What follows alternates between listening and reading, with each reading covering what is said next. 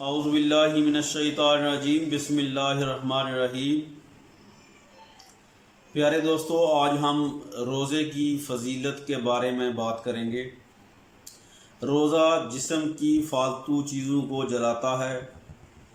روزہ ایک امانی قوت پیدا کرتا ہے شیطان کے خلاف۔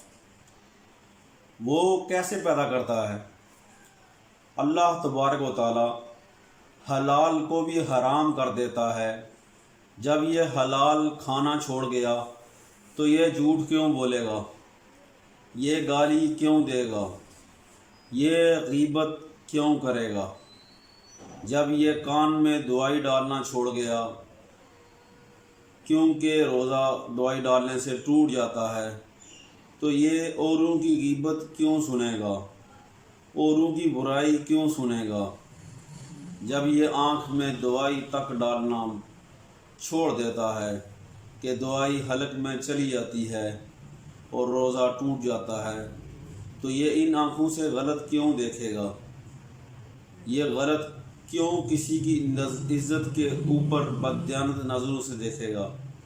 جب یہ اندھیرے میں بند کمرے میں ٹھنڈا پانی پڑا ہوا ہے اور یہ ہاتھ تک نہیں لگاتا کہ اس کو یاد ہے کہ اللہ دیکھ رہا ہے، اور نہاتے ہوئے منہ بند کر دیتا ہے کہ منہ میں پانی کا قطرہ نہ چلا جائے، تو اللہ کا دھیان اس کو نصیب ہو جاتا ہے۔ ورنہ کسی کو کیا پتہ کہ اس نے 2 گلاس پانی پیا ہے یا ایسے ہی بول رہا ہے۔ جب اتنا اللہ تعالیٰ کا دھیان میں وہ لے آتا ہے تو کہ میں پانی نہیں پیوں گا، اللہ دیکھ رہا ہے، میں کسی کی طرف بری نظروں سے نہیں دیکھوں گا، اللہ دیکھ رہا ہے، میں کسی کی برائی نہیں سنوں گا، اللہ دیکھ رہا ہے، تو جب یہ بازار جائے گا تو جھوٹ کیوں بولے گا؟ جب یہ تولے گا تو غلط کیوں تولے گا؟ یہ الگ بات ہے کہ رمضان میں جھوٹ چھوڑ دیتے ہیں، اس کے بعد پھر شروع کر دیتے ہیں۔ رمضان میں رشوت نہیں لیتے، اس کے بعد پھر شروع کر دیتے ہیں۔ چلو شکر ہے 1 مہینہ تو رمضان میں مسلمان رہتے ہیں۔ اس کی وجہ کیا ہے؟ رشوت خور کہتا ہے رمضان میں رشوت نہیں لینی، جھوٹ نہیں بولنا، غلط نہیں سوچنا۔ اس کی وجہ یہ ہے کہ رمضان میں شیطان قید ہو جاتا ہے۔ رمضان میں نمازی کیوں بڑھ جاتے ہیں؟ شیطان قید ہو جاتا ہے۔ کسی امت کو یہ نہیں ملا کہ رمضان میں شیطان قید کر دیے جائیں۔ اس امت کو ملا کہ رمضان میں شیطان قید کر دیے جائیں۔ کسی امت کو نہیں ملا کہ رمضان میں جہنم کے دروازے بند کر دیے جائیں۔ اس امت کو ملا کہ رمضان میں جہنم کے دروازے بند کر دیے جاتے ہیں، جنت کے دروازے کھول دیے۔ اسی امت کو یہ نہیں ملا کہ ہر مخلوق اس کے لیے دعا کرے۔ اس امت کو ملا کہ روزے دار کے لیے چونٹی بھی دعا کرتی ہے، پرندے بھی دعا کرتے ہیں، مچھلیاں بھی دعا کرتی ہیں، غرض ہر شے دعا کرتی ہے۔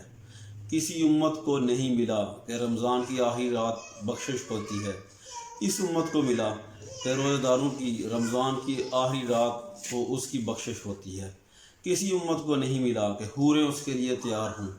اس امت کو ملا۔ اللہ تعالیٰ ارشاد فرماتے ہیں کہ حورو تیار ہو جاؤ، میرے بندے آنے والے ہیں، جنت تو دلہن بن جا، سج دج کے تیار ہو جا، تاکہ میرے بندے جب آئیں تو میں ان کو پیش کر سکوں۔ یہ ہے تمہاری بھوک کا بدلہ، یہ ہے تمہاری پیاس کا بدلہ۔ رمضان میں قرآن اللہ تعالیٰ نے سب سے زیادہ جو عبادت کرنی چاہیے رمضان میں، وہ اللہ تعالیٰ کا قرآن پاک پڑھنا چاہیے۔ رمضان میں قرآن اترا، سب سے اچھی عبادت قرآن ہے۔ سارے ذکر اذکار سوائے جو سنت اذکار ہیں وہ کر کے بس سارا دن آپ قرآن پڑھیے۔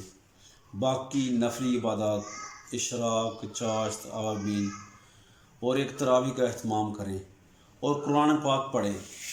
ایک سجدہ 1500 نیکیاں لکھ دی جاتی ہیں، ایک سجدے کے بدلے 1500 نیکیاں لکھ دی جاتی ہیں۔ تلاوت کریں، جھوٹ نہ بولیں، غیبت نہ کریں، بغض نہ رکھیں، شراب سے دوری ہو، والدین سے ناراضگی نہ ہو، یہ چیزیں جن کا خیال ضروری ہے۔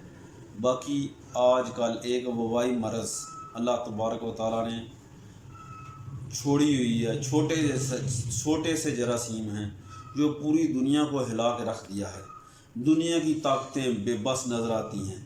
آپ لوگوں سے التماس ہے آپ زکوٰۃ دیں۔ اس وقت زکوٰۃ کا سب سے زیادہ حقدار وہ ہے جن کے گھر میں فاقے ہیں۔